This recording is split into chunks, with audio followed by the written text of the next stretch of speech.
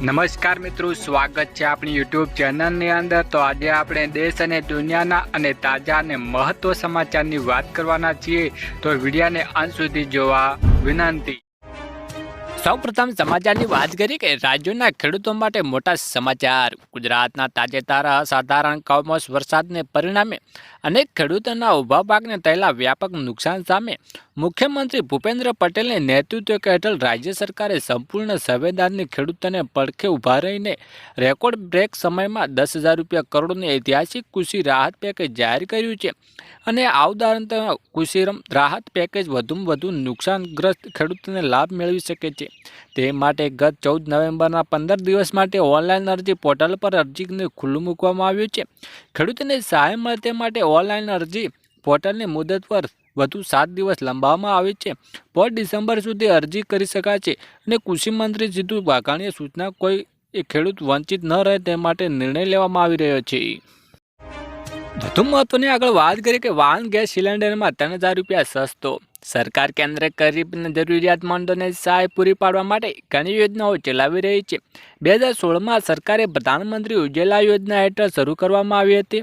આ યોજના હેઠળ 14.2 કિલોગ્રામ સિલિન્ડરમાં 300 સુધીની સબસિડી આપી રહ્યા છે। આનો અર્થ છે કે તમે 300નો ઓછા ભાવે ગેસ સિલિન્ડર ખરીદી શકો છો। જો કે ધ્યાનમાં રાખો કે સબસિડી ફક્ત પીએમ ઉજ્જવલા યોજના હેઠળ સૂચિબદ્ધ લોકો માટે જ ઉપલબ્ધ રહેલી છે। વધુ મહત્વની આગળ વાત કરીએ કે ખેડૂતોને ગયા વર્ષની સહાય પણ ચૂકવવાની બાકી। ગુજરાત સરકારે વર્ષ 24માં પાક નુકસાન માટે જાહેર કરેલા 1,769 રૂપિયા કરોડની રાહત પેકેજના ખેડૂતોને હજુ સુધી 500 કરોડ પણ ચૂકવ્યા નથી। બીજી તરફ સરકારે જાહેર કરેલા 10,000 કરોડના નવા પેકેજમાં સર્વર ડાઉનમાં ટેકનિકલ ખામીને કારણે ખેડૂતો અરજી કરી પ્રક્રિયા પરેશાન થયા છે અને ખેડૂતોને ડર છે કે 29 નવેમ્બરની છેલ્લી તારીખ નજીક હોવાથી તેઓ સરકારી સહાય વંચિત રહી શકે છે। વધુ આગળ વાત કરીએ કે રાશન કાર્ડને લઈને મોટા સમાચાર। રાશન કાર્ડ ખૂબ જ મહત્વનું રાશન કાર્ડ તમે રાશનને મેળવી શકો છો। નવું રાશન કાર્ડ બનાવવાનું ખૂબ જ સરળ અને ઘરે બેઠા ઉમંગ અને ઉપયોગ કરી શકો છો। તમારા ઘરેથી રેશન કાર્ડ બનાવી શકો છો। ફક્ત તમારા મોબાઈલ ફોનનો ઉપયોગ કરીને તમારે ઉમંગ અને એપ ડાઉનલોડ કરવાની જરૂર પડશે। આ સુવિધા એપ લોકો માટે આદર્શ જેને રાશન કાર્ડ મેળવવા માટે સરકારી કચેરીઓ જવાનું મુશ્કેલી પડે છે તેમ દૂર થવા વિસ્તારોમાં રહેતા લોકો માટે રહેલી છે। વધુ આગળ વાત કરીએ કે આપના નેતાઓ અસરગ્રસ્ત ખેડૂતોને મળશે। આમ આદમી પાર્ટી આપના નેતા ઈસુદાન ગઢવી, ગોપાલ ઇટાલિયા અને હેમચંદ ખવા ગુજરાતના માવઠાને ભારે નુકસાન ભોગવનારા ખેડૂતોની મુલાકાત લેશે અને તેઓ મુલાકાતને લઈને રાજ્ય સરકારના હેક્ટરના 50,000 રૂપિયાની તાત્કાલિક સહાય, ખેડૂતોને દેવા માફી, ખેતીના ભાગ રાખનારા મંજૂરીઓને વળતર ચૂકવવાની માંગણી કરશે। ધારાસભ્ય ગોપાલ ઇટાલિયાએ કહ્યું હતું કે આવતીકાલ સાંજ સુધી ખેડૂતોના ખાતામાં હેક્ટર દીઠ 50,000 રૂપિયા સહાય ચૂકવશે। હું ઉઘાડા પગે ચાલીને મુખ્યમંત્રી આભાર માનવા જઈશ। વધુ આગળ વાત કરીએ કે પાક નુકસાન સહાયને લઈને સમાચાર। ઓક્ટોબર અંતમાં કમોસમી વરસાદને ખેડૂતોના ઊભા પાકને વ્યાપક નુકસાન થયું છે, જે સરકાર ટૂંક જ સમયમાં 7,000 કરોડથી વધુ રાજ્ય પેકેજ જાહેર કરશે અને ગાંધીનગરના બેઠકો ચાલી રહી છે તેમાં 249 તાલુકાના 16,387 ગામોમાં 10 લાખ હેક્ટર પાક ધોવાઈ ગયા છે। પ્રાથમિક અંદાજમાં 2,000 કરોડ હતા, જેમાં 10,000 કરોડથી વધુ થયા છે। 85 લાખ હેક્ટર વાવેતરમાં 51 લાખ હેક્ટર મોટું નુકસાન થયું છે, જેમાં 16,387 ગામોના ખેડૂતોને મળશે પૈસા। શું તમારે નુકસાન થયું છે કે આના કોમેન્ટ કરીને જણાવજો। વધુ મહત્વની આગળ વાત કરીએ કે ખેડૂતોને આક્રોશ વચ્ચે સરકારી મોટો નિર્ણય। 2,000 મણ મગફળી ટેકાના ભાવે ખરીદાશે। ગુજરાતના છેલ્લા કેટલાક સમયથી કમોસમી વરસાદ વરસી રહ્યો છે, જેને કારણે પાકોને ઘણું નુકસાન પણ થયું છે અને ખેડૂતોની ચિંતા વધી રહી છે।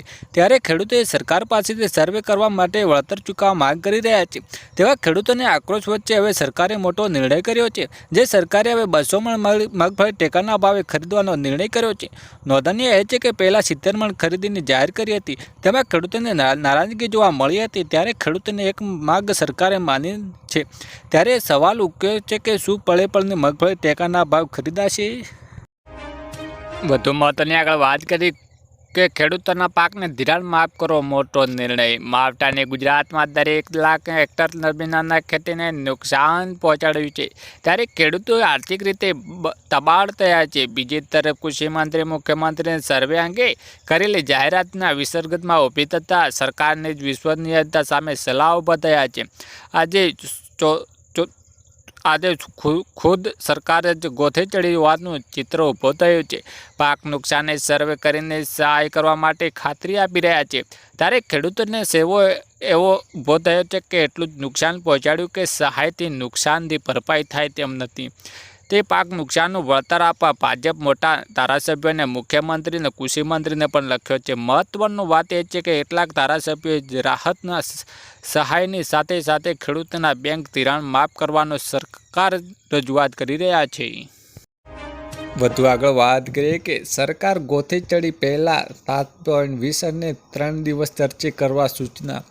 ગુજરાતમાં કમોસમી વરસાદની 10 લાખ હેક્ટર વધુ ખેતીના પાકને નુકસાન થતાં ખેડૂતો રોષ થયા છે. સર્વે માટે સરકારે ગોથે ચડેલી આ પહેલાં સરકારે સર્વે માટે 7 થી 20 દિવસનો સમય આપ્યો હતો. વિલંબ બાદ મુખ્યમંત્રી ભૂપેન્દ્ર પટેલે તાત્કાલિક પગલાં લીધા છે, જેમાં કલેક્ટર અને ટીડીઓ 3 દિવસમાં જ અસરગ્રસ્ત વિસ્તારોમાં પાકનું નુકસાનનો અહેવાલ સરકારે મોકલીને આપવામાં સૂચના આપી દીધી છે. વધુ આગળ વાત કરીએ કે માવઠાથી 11,000 કરોડનું નુકસાન. ગુજરાતમાં કમોસમી વરસાદને કારણે 10 લાખ હેક્ટર વધુ ખેતી માટે નુકસાન થયું છે, જેને સરકારી એજન્સી દ્વારા 11,000 કરોડની વધુ અંદાજ મુકાયો છે. સૌથી વધુ ફટકો કપાસ અને મગફળી જેવા રોકડિયા પાક પડ્યો છે. મુખ્યમંત્રી ભૂપેન્દ્ર પટેલે 3 દિવસમાં ફિઝિકલ સર્વે પૂર્ણ કરવામાં આદેશ આપી દીધો છે અને મંગળવારે સર્વે રિપોર્ટ આવ્યા બાદ બુધવારે રાહતના પેકેજ અંગેની નિર્ણય લેવાઈ શકે છે. વધુ આગળ વાત કરી કે શું ગુજરાતમાં પણ ખેડૂતોને દેવા માફ થવા જોઈએ કે નહીં. રાજ્યના ખેડૂતો માટે આખરે મોટો રાહત આપનારો નિર્ણય રાજ્ય સરકારે લીધો છે. 30 જૂન 2026 સુધીમાં રાજ્યના તમામ પાકોને ખેડૂતો દેવા માફ કરવામાં આવશે તેવી જાહેરાત મુખ્યમંત્રી દેવેન્દ્ર ફડણવીસે કરી છે. તેમણે વિશ્વાસ વ્યક્ત કર્યો છે કે સરકાર આર્થિક મુશ્કેલીના હોવા છતાં ખેડૂતોની સાથે મક્કમપણે ઊભી છે.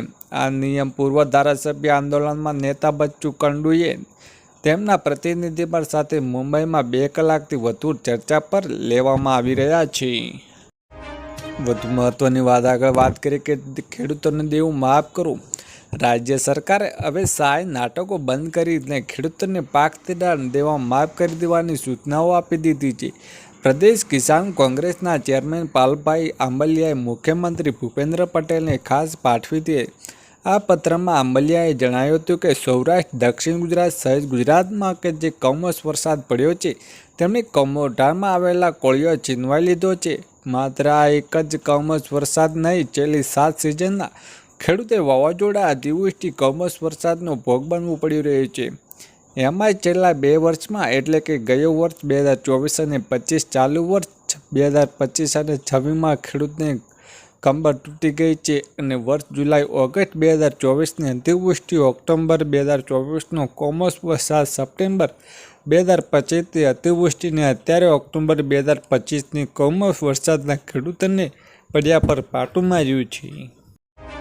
વધુ આગળ વાત કરીએ કે મુખ્યમંત્રીની જાહેરાત, પાક નુકસાન સર્વે શરૂ. ગુજરાતમાં પડેલા કમોસમી વરસાદને કારણે ખેડૂતોને થયેલા મોટા નુકસાન અંગે સીએમ ભૂપેન્દ્ર પટેલે એક અગત્યનો સમયનો નિર્ણય લીધો છે. તેમણે જિલ્લાના તંત્ર સ્પષ્ટ સૂચના આપી દીધી છે અને વરસાદથી થયેલા નુકસાનનો સર્વે માત્ર 3 દિવસ પૂર્ણ કરવામાં આવે છે અને સીએમએ તાત્કાલિક સર્વે પૂર્ણ કરી તેને વિગતવાર અહેવાલ રાજ્ય સરકારમાં મોકલી આપવામાં આદેશ કર્યો છે. અને આ ઝડપી સર્વે પાછળના હેતુ સ્પષ્ટ છે કે ખેડૂતોને આર્થિક સહાય પૂરી પાડવાની પ્રક્રિયાને વેગ આપવો. જિલ્લા તંત્રની અહેવાલ મળ્યા બાદ સરકાર આ અહેવાલ આધારે સહાયની રકમ નક્કી કરવા અને તેને અસરગ્રસ્તો સુધી પહોંચાડવા માટે પ્રક્રિયા શરૂ કરશે અને નિર્ણય ખેડૂતોની સહાય ઝડપથી મેળવવાની આશા જન્મી છે.